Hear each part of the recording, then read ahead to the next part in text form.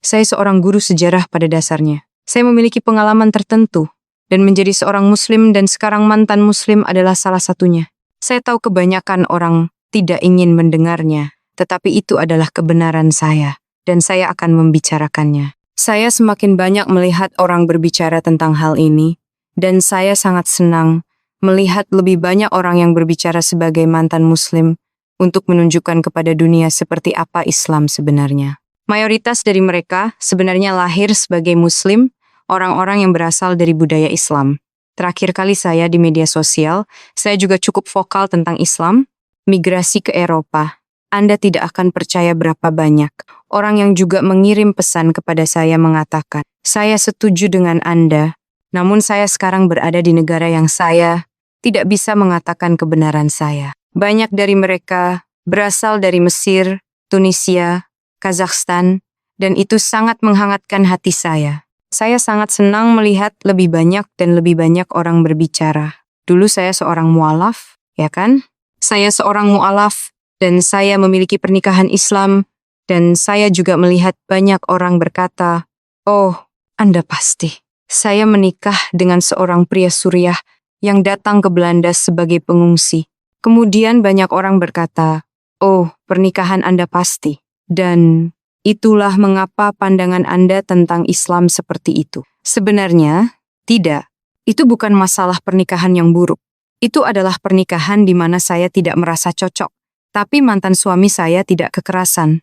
Dia bukan orang yang sesuai dengan stereotip dalam beberapa hal, ya. Tapi dalam hal ini tidak. Sebenarnya, saya lebih religius daripada dia. Saya berdoa lebih sering daripada dia. Dan dia lahir sebagai Muslim Suriah. Saya akan membicarakannya, karena sebagai orang Eropa, saya akan mengatakannya. Saya berada di sayap kanan, karena saya seorang Eropa, dan saya melihat negara dan bangsa saya tidak hanya sebagai Eropa. Ini adalah foto saya ketika saya masih Muslim bersama ibu saya. Seperti yang bisa Anda lihat, ibu saya adalah orang berwarna. Jadi saya tidak ingin mendengar omong kosong tentang menjadi rasis dan sebagainya. Dunia akan jauh lebih aman, makmur, dan cerdas jika agama ini menghilang dari bumi. Anda bisa melakukan itu dengan pendidikan, memberitahu orang-orang apa adanya dari segala sisi, dan jangan bilang, oh, tapi orang ini di YouTube bilang gini, atau orang ini bilang begitu. Tidak, bacalah itu sendiri. Itu yang membuat saya menjadi Muslim. Saya menjadi Muslim karena itu begitu misterius bagi saya. Itu sangat indah. Sebagian besar orang yang memeluk Islam, saya adalah salah satunya. Anda mungkin memiliki masalah mental tertentu. Seperti ada sesuatu yang terjadi di masa lalu Anda, pengalaman traumatis, seseorang meninggal, atau sesuatu yang terjadi pada Anda, dan Anda ingin mencari kenyamanan dengan trauma tersebut. Agama adalah salah satu hal yang bisa memberi penjelasan untuk rasa sakit Anda. Ini sangat psikologis, dan jika Anda kemudian bertemu dengan orang-orang Muslim yang sangat baik kepada Anda, mereka sangat ramah dan mereka sangat menyambut, Anda bisa merasa bahwa ini pasti jawaban untuk masalah Anda. Saya pikir ini memberi banyak kenyamanan. Anda ingin menjadi bagian dari sesuatu yang lebih besar. Anda ingin sesuatu yang menjawab rasa sakit Anda. Dan itulah mengapa Anda memeluk agama. Kemudian, setelah Anda memeluk Islam, biasanya saya pernah membaca sebuah studi tentang ini. Saya tidak ingat nama atau tahunnya tapi dikatakan bahwa kebanyakan orang yang memeluk Islam biasanya tetap menjadi Muslim selama 2 tahun. Setelah 2 tahun, mereka biasanya meninggalkan agama itu. Itu bukan tanpa alasan. Karena ketika Anda pertama kali menjadi Muslim, Anda akan diserap oleh komunitas, kan? Karena mereka tidak individualistis, budaya Arab dan Islam bukanlah budaya yang individualistik, ini sangat berbasis kelompok. Jadi, Anda merasa, terutama jika Anda masuk Islam karena rasa sakit atau kesepian, atau merasa tidak dimengerti, Anda tiba-tiba berada dalam lautan keluarga ini. Anda sekarang menjadi bagian dari ummah, bagian dari komunitas Islam. Dan itu membuat Anda merasa sangat bahagia. Kemudian setelah periode itu, Anda mulai benar-benar mempelajari, belajar bagaimana cara berdoa, mulai belajar doa-doa. Anda perlu mempelajari bahasa Arab karena Anda ingin mempelajari kitab Allah. Itulah mengapa saya masih, bertahun-tahun setelahnya, masih memiliki kedekatan dengan bahasa Arab. Saya tidak berbicara dengan lancar, tetapi beberapa kata saya masih mengenalnya. Terutama istilah-istilah Islam, saya biasanya masih tahu mereka. Namun setelah periode itu, ketika kegembiraan kelompok mulai memudar, Anda ingin benar-benar tahu apa agama Anda itu. Lalu Anda mulai Belajar, mulai mempelajari Al-Quran, mulai mempelajari sunnah, mulai mempelajari hadits, mulai belajar tentang sahabat, mulai belajar tentang kehidupan Muhammad. Dan kemudian Anda bisa melihat, tunggu sebentar. Ini tidak saya ketahui sebelumnya. Tapi sepertinya ada yang aneh. Lalu Anda mulai membaca hadits dan benar-benar memperhatikan hal-hal tertentu tentang Muhammad. Bagi saya itu adalah titik balik. Saya tidak memiliki masalah dengan doa. Saya juga tidak punya masalah dengan penutup kepala. Semua hal ini masuk akal bagi saya. Saya mulai memiliki masalah dengan Islam ketika saya mulai mempelajari tentang Muhammad dan melihat bahwa Islam sangat membanggakan moralitasnya. Semakin banyak saya belajar, semakin saya berpikir, bagaimana ini secara moral bisa diterima? Bagaimana ini bisa diterima? Anda mulai dengan mengapa Muhammad memiliki 12 istri, sementara pria muslim biasa hanya bisa memiliki 4. Mengapa ketika seseorang meninggal, seorang pria meninggal, dia harus memiliki 72 huruf Ain, yang seperti malaikat seks di surga. Tapi tentu saja masalah terbesar adalah mengapa Muhammad, seorang pria berusia 53 tahun, harus menikahi seorang gadis berusia 6 tahun? Ini adalah masalah terbesar. Ada lebih banyak lagi, tapi saya sudah membuka pintu besar sekarang. Tapi tentu saja, jika Anda sudah mengetahui 3 hal ini, dan kemudian masalah terbesar adalah Anda tidak bisa. Dan ketika saya menjadi muslim dan saya belajar tentang semua fakta ini, saya belajar tentang semua hal ini dari kehidupan Muhammad yang saya tidak bisa katakan sebagai tindakan moral yang baik, bagaimana saya akan mendamaikannya dengan ketidaknyamanan saya? Disonansi kognitif ini adalah kata yang indah, permohonan maaf. Kemudian Anda mulai berpikir, oke, mungkin kita bisa meninggalkan Muhammad sedikit. Anda tahu, mungkin saya bisa berdoa kepada Tuhan. Saya bisa menjadi seorang muslim. Saya masih bisa berdoa. Saya masih bisa menjadi orang yang baik. Saya masih bisa mengikuti hal-hal sederhana dalam Islam. Dan saya adalah muslim yang baik. Kan? Tetapi kemudian, dengan segala yang Anda lakukan, ketika Anda berdoa, di akhir doa Anda mengirimkan berkah untuk Muhammad SAW, Anda tidak bisa menghindarinya. Dan pada waktu itu saya sudah menjadi muslim selama 3 tahun. Anak-anak saya bersekolah di sekolah Islam. Suami saya berasal dari Suriah. Jadi kami belajar bahasa Arab. Anak-anak saya mulai belajar bahasa Arab seluruh hidup saya dikelilingi oleh agama ini. Segala yang saya lakukan adalah untuk agama ini. Waktu saya dihabiskan untuk itu. Anda lihat foto-foto sekarang, ini sebenarnya adalah sebuah acara di mana saya hanya mengenakan penutup kepala hijab, tetapi dalam kehidupan sehari-hari saya biasa mengenakan jilbab. Jilbab itu lebih panjang. Saya juga memakai nikab, tetapi di rumah saya tidak mengenakannya. Islam sangat serius bagi saya, karena itu adalah keyakinan saya, itu adalah segalanya. Tetapi semakin saya membaca tentang Muhammad, saya berpikir, tidak, saya tidak bisa. Pria ini bukanlah pria yang sempurna, dia tidak bisa. Jadi saya mengalami banyak disonansi kognitif. Saya merasa tidak nyaman. Saya memang merasa banyak kedamaian dan kebahagiaan dari agama ini. Itu memberi saya tujuan. Tetapi bagaimana bisa itu begitu buruk? Jadi percayalah, bukan berarti saya tidak mengerti orang muslim. Saya sangat mengerti mengapa orang menjadi muslim. Saya pernah menjadi salah satunya. Saya tahu itu berasal dari tempat yang penuh cinta, dari tempat yang ingin mencari kedamaian. Itu semua baik-baik saja. Jika Anda pribadi menemukan kedamaian, itu luar biasa. Namun ada bagian dasar dari Islam yang sebenarnya bukanlah dasar, itu adalah inti dari Islam yang ingin tunduk, menundukkan, mengendalikan, dan mendominasi. Dan itu terlihat dari tindakan Muhammad. Muhammad bukanlah pria yang membawa kedamaian. Muhammad adalah seorang panglima perang, dan dia ingin mendominasi. Dan itu adalah salah satu hal yang saya temukan ketika saya menonton banyak video di YouTube. Saya tentu saja membaca banyak hal sendiri. Dan itu memberi saya perasaan yang sangat tidak nyaman. Seperti, tidak, ini tidak mungkin benar. Jadi saya mulai menonton banyak video di YouTube di mana orang-orang muslim berdiskusi dengan orang Kristen atau dengan ateis, dan mereka saling bertukar ide. Dan sebenarnya, semakin saya melakukan itu, dan saya terutama mulai mendengarkan mantan muslim yang berasal dari latar belakang Islam, yang lahir sebagai muslim, karena saya pikir mereka memiliki pengalaman paling banyak dengan itu, mereka berasal dari negara-negara tersebut. Saya hanya seorang gadis Belanda pada dasarnya. Dan semakin saya melakukannya, saya merasa semakin kalah. Seperti saya harus mengatakan bahwa saya setuju dengan ateis. Saya harus setuju dengan orang Kristen. Islam tidak bisa membela dirinya sendiri dengan baik karena Anda tidak bisa membela sesuatu yang secara moral salah. Anda tidak bisa membela bahwa Nabi Muhammad menikahi seorang anak. Ini tidak bisa dibela. Jadi Anda harus sampai pada titik tertentu di mana Anda bisa berkata, bisakah saya percaya bahwa seorang pria yang aktif membunuh suku-suku Yahudi, yang secara aktif memberi perintah untuk membunuh semua orang yang mengkritiknya, dan seorang pria yang memiliki banyak istri. Bisakah saya menerima bahwa pria ini diutus oleh Tuhan? Saya tidak bisa menerimanya. Dan apa yang banyak dilakukan oleh orang-orang Muslim adalah mereka membuat berbagai macam mekanisme coping. Ya oke, kami tahu dia tidur dengan seorang anak, tetapi Tuhan mengizinkannya. Anda tahu, karena mereka tidak bisa melepaskannya. Dan saya mengerti ini, dan itu menyakitkan. Jadi, Anda harus sampai pada titik di mana Anda bisa bertanya, bisakah saya percaya bahwa seorang pria yang terlibat dalam kekerasan terhadap suku-suku tertentu, yang memberi perintah untuk menghilangkan kritik-kritiknya, dan seorang pria yang memiliki banyak istri, apakah saya bisa menerima bahwa pria ini diutus oleh Tuhan? Saya tidak bisa menerima itu. Dan apa yang banyak dilakukan oleh orang-orang Muslim adalah mereka mencari berbagai macam mekanisme coping. Ya, oke. Kami tahu ada banyak kontroversi, tetapi Tuhan mengizinkannya karena mereka tidak bisa melepaskannya. Dan saya mengerti hal itu. Itu menyakitkan. Ada titik di mana Anda harus melihat semua bukti yang ada mengenai sifat agama ini.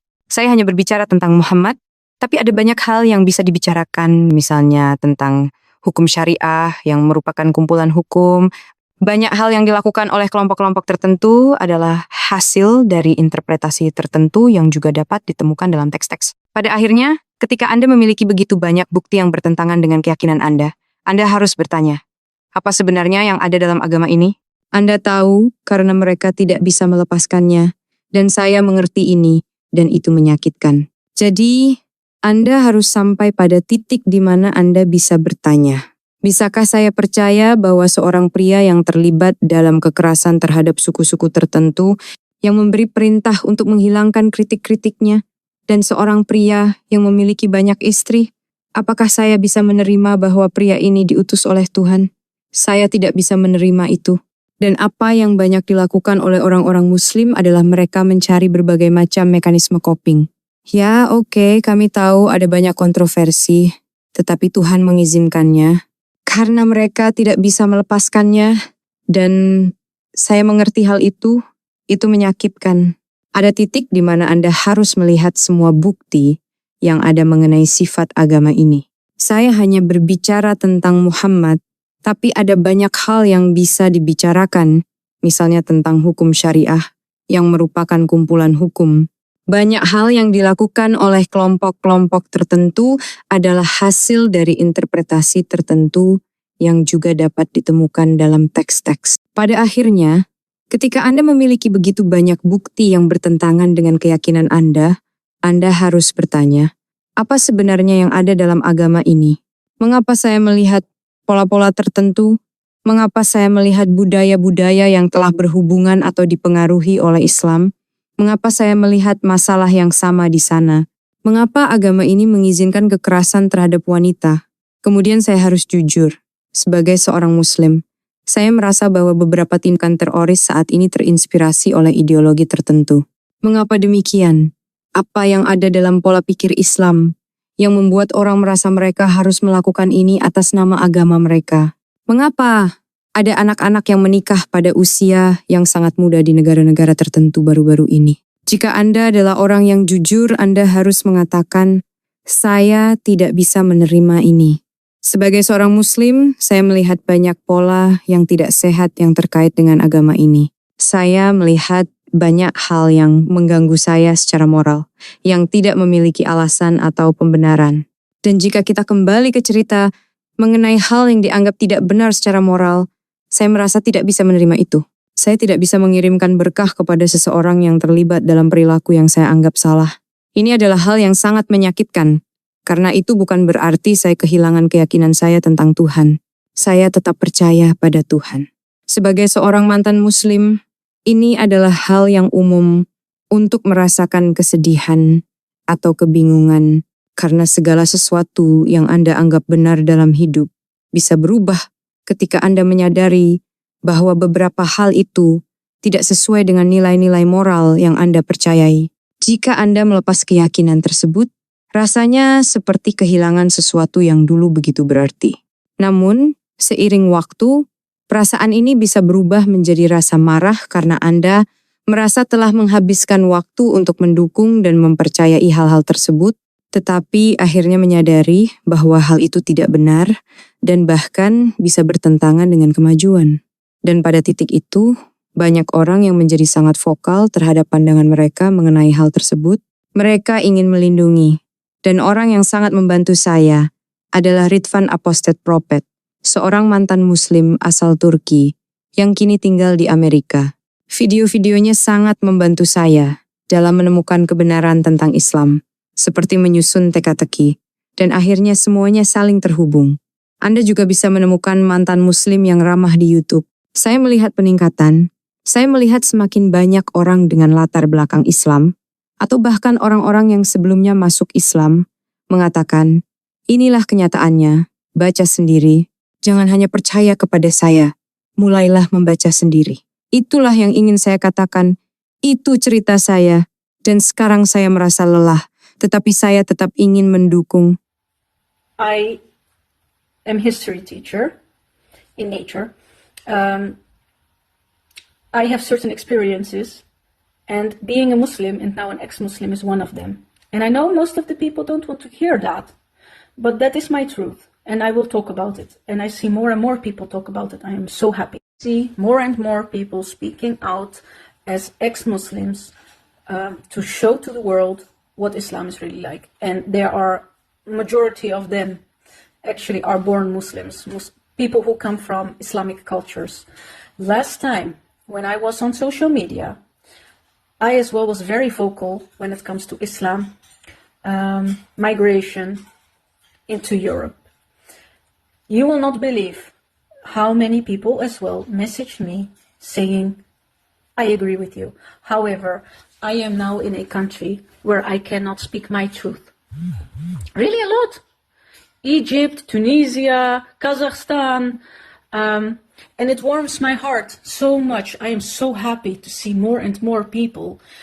You see, I was a convert, yeah, right? And so I'm a convert, right? And I had an Islamic marriage. And also I see a lot of people saying, oh, you must have... I was married with a Syrian man who came to the Netherlands as a refugee. And then a lot of people say, oh, your marriage must have been so shit, and that's why you view Islam so shit. Actually, no. It wasn't a bad... It was a marriage in which I did not fit. But my ex-husband was not violent. He was not the stereotypical person in some ways, yes, but in this one, no. I was actually more religious than he was. I prayed more than he did, and he was born Syrian Muslim. I am going to talk about it because as a European, I'm going to say it, I am right-wing because I am a European and I see my country and my nation, actually not only as a European. So this is a photo of me when I was Muslim with my mother. As you can see, my mother is a person of color as well. So I don't want to hear the BS about being racist and blah, blah, blah.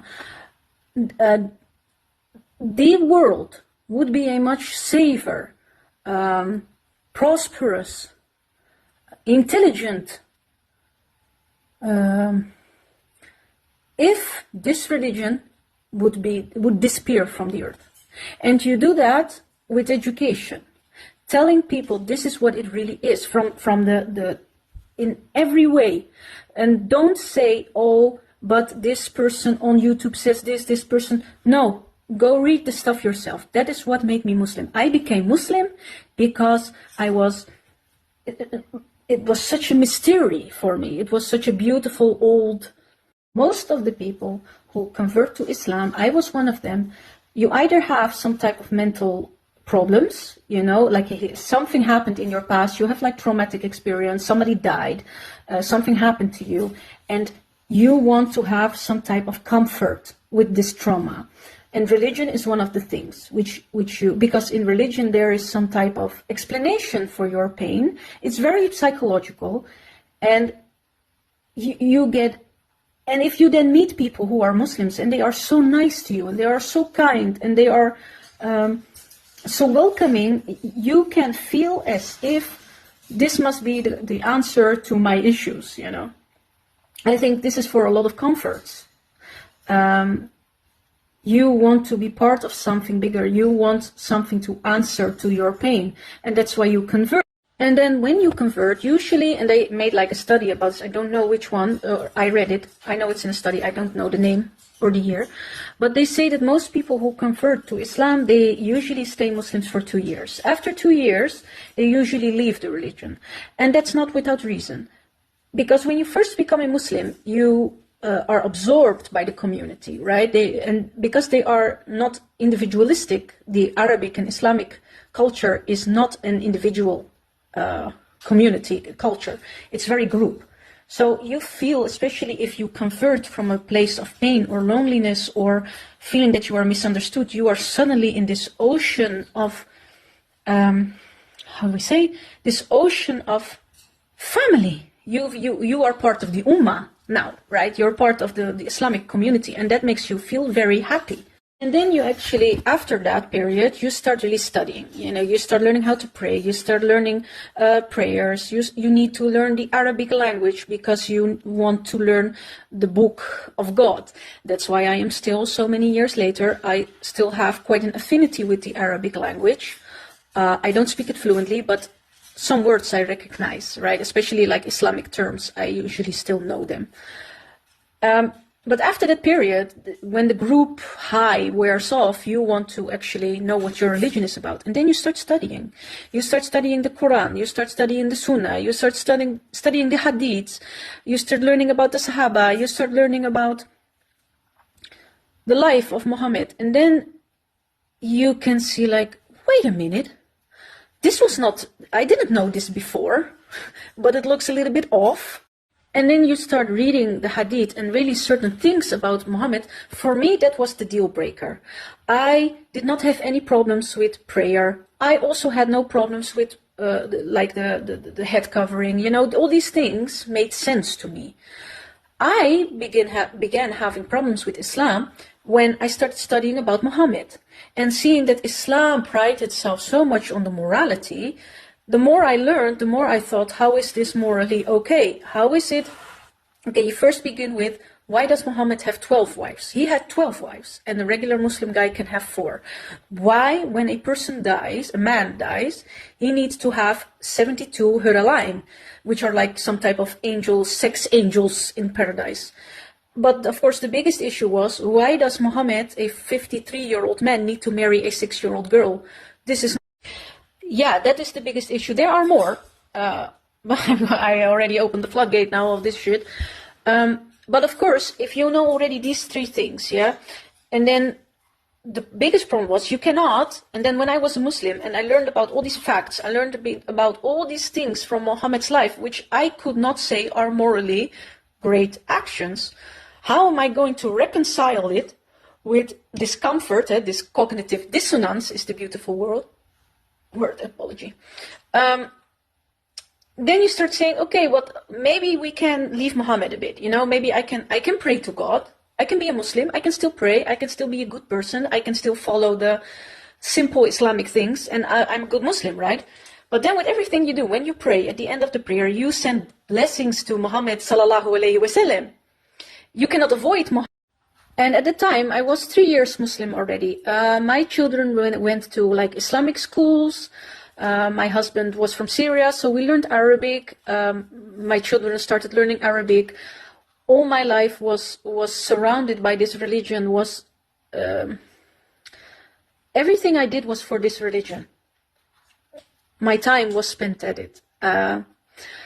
You see photos now. This was actually a party where I just wear the head covering, a hijab.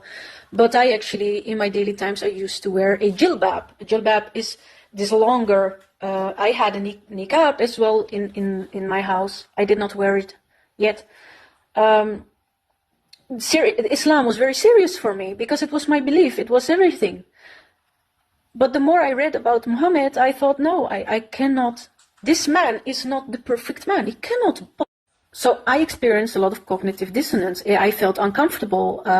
I do get personally a lot of peace and happiness from this religion. It gives me purpose, but how can it be so bad? So believe me, it's not that I don't understand Muslims. I understand very much why people are Muslim. I was one. I know it. It comes from a place of love. It comes from a place of wanting peace. That's all fine and great and good. Yeah, that if you personally you find peace, that's great. There is, however, the basic, there is a part of Islam, which is actually not the base, it's like, it's the core of Islam, that it wants to submit and subjugate and control and dominate. And that's what you see by Muhammad's actions. Muhammad was not a man of peace. Muhammad was a warlord and he wanted to dominate. And that is, so one of the things I did was watch on YouTube more videos. You know, of course I read the stuff myself and it gave me such an uncomfortable feeling like, no, this cannot be true. So I started watching on YouTube a lot of videos where Muslims would talk with Christians or with atheists and they would exchange ideas. And actually the more I did that, and I especially started listening to ex-Muslims who are of like Islamic origin, born Muslims, because I think they have the most experience with it. They come from those countries. I'm just a Dutch girl, basically. And the more I got more and more the feeling like I have to say that I agree with the atheist. I have to agree with the Christian. Islam cannot defend itself properly, because you cannot defend something which is morally wrong. You cannot defend that the Prophet Muhammad married a child. So then you have to come to a certain point where you can say, can I believe that a man who actively murdered Jewish tribes, who actively gave command to murder all critics of him, and a man who had 12 wives and who had sex with all those wives in one night, that's just disgusting, and who was a pedophile, who slept with a 9-year-old child as a guy in his 50s. Can I accept that this guy was sent by God? I cannot accept it. And what a lot of Muslims do, they come up with all kinds of coping mechanisms. Yeah, okay, yeah, we know he slept with a child, but God allowed it. You know, because they cannot let go of it, and I understand this, and it's painful. So then you have to come to a certain point where you can say, can I believe that a man who actively murdered Jewish tribes, who actively gave command to murder all critics of him, and a man who had 12 wives and who had sex with all those wives in one night, that's just disgusting, and who was a pedophile, who slept with a 9-year-old child as a guy in his 50s. Can I accept that this guy was sent by God? I cannot accept it. And what a lot of Muslims do, they come up with all kinds of coping mechanisms. Yeah, okay, yeah, we know he slept with a child, but God allowed it.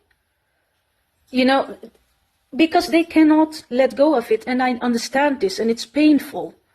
And so there comes a point where you have to see all the evidence before you about the nature of this religion. And so I'm only talking about Muhammad, right? There are so many things you can talk about Sharia as well, Sharia law, which is a collection of laws, but just the certain type of laws. Let's just say that a lot of the things that Daesh did, a lot of things which is normal, they don't just... You think Daesh, they just come up with these ideas? Maybe it's written somewhere. Maybe the reason why they throw gays off a building, you think that they just came up with that? Or you think that's written somewhere? Any case, at some point when you have so much evidence against your religion, you have to say, what is it about this religion? Why do I see patterns? Why do I see certain cultures, the cultures who have been in touch or influenced by Islam, why do I see the same problems there? Why does this religion allow beating of women? Then I have to be honest, as a Muslim, all terrorist activities right now are incredibly Islamic inspired. Why is that? Why? What is in the mindset of Islam that people feel that they have to do this in name of their religion? Why do certain kids get married very young in Iraq recently? Why? Then if you are an honest person, you have to say, I cannot accept this. you have to say as Muslim as well, I see so many unhealthy patterns connected to this religion. I see so many things which bother me morally, for which there is just not an excuse. And if we come back to the pedophilia story, I cannot send blessings upon a man who is a PDF file, as we now have to say on social media, actually. I cannot believe that. So it took me a very long time to say that I'm not Muslim anymore, but it was very painful because it doesn't mean that I lost an idea of God or a belief in God. And then as an ex-Muslim, it's very common for ex-Muslims to go into a type of depression. Because everything you thought was true in life, if these things are already not real or morally not okay, or you have so many evidence that it is not correct and you've let go of it, then it's like, wow, okay, but I used to believe in these things and now there's nothing in the place. It disappears. And that's a very painful period. And those who are very brave, they go through it, and then also in time you will become angry because you think, whoa, I spent my life doing all these things, supporting and believing this, but in the end it's not true. Not only is it not true, it goes against progress. And that's when they become very vocal against Islam. They want to protect. And the person which helped me a lot was Ridvan Aydemir, who is a Turkish ex-Muslim who now lives in America. His videos, and I'm going to link it here, helped me a lot. Discovering the truth of Islam, it's like a puzzle and everything fell together. You have your friendly ex-Muslim, also on YouTube. I see an increase. I see more and more people with Islamic background, or even people who were ex-converts, to say, this is what it really is. Go read it for yourself. Don't believe me, Start reading it yourself. That's what I wanted to say. That's my story, and I feel I'm just now tired. But I do want to support, and if you are an ex-Muslim and you're reading this, please send me a message. Let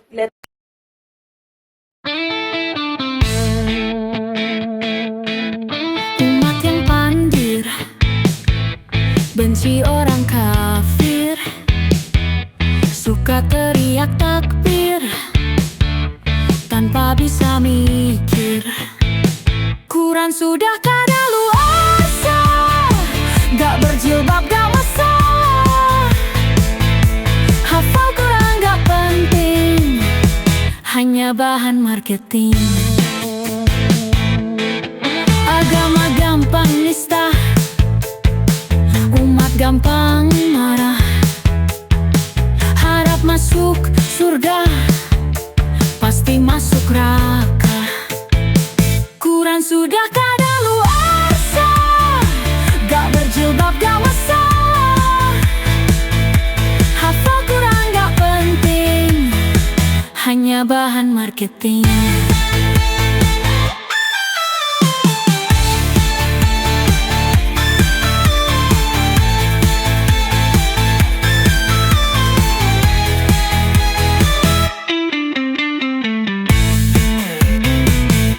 Sudah kadaluarsa, gak berjilbab gak masalah. Hafal Quran gak penting, hanya bahan marketing. Quran sudah kadaluarsa, gak berjilbab gak masalah. Hafal Quran gak penting, hanya bahan marketing.